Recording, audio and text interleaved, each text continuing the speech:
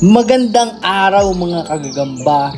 Share ko lang uli sa inyo yung mga nakuha kong gagamba dito nga sa Cayman Island. At ito, ipapakita ko sa inyo itong nakita ko na medyo kulay dilaw na gagamba na napakahaba ng galamay. Sayang nga lang at hindi ko pwedeng iuwi ang mga ito sa Pilipinas dahil pinagbabawal, pero i-enjoy ninyo.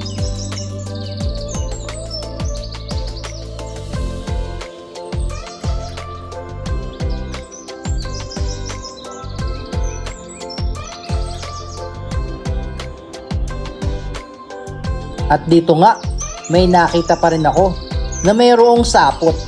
Kaya nga naman sinundan ko at magugulat kayo sa nakita kong napakagandang gagamba.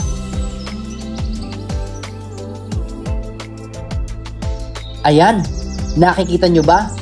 Kulay dilaw yan. Literal na dilaw na dilaw. Napakaganda. Dilaw na tala.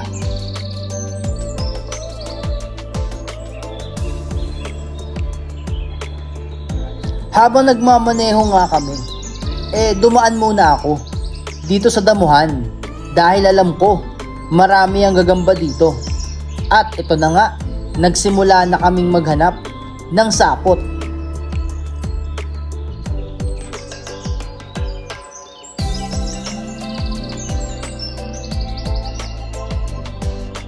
At meron nga kaming nakita ng mga dahon na nakatiklop. At ito, kulay puting tala na kulay brown naman ang kanyang katawan. At tignan nyo, napakalaki nito at mahaba din ang galamay.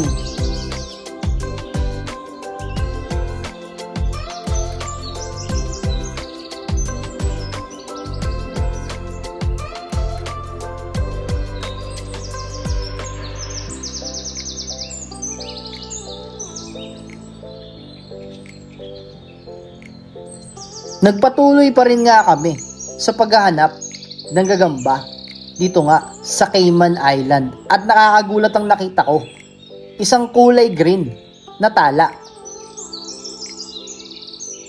Medyo blurred lang ang video, pagpasensya nyo na, pero kung maaninag ninyo, kulay green ang kulay ng likod niya. At tingin ko, tala din ito kasi iba ang kulay ng kanyang katawan, mala gray.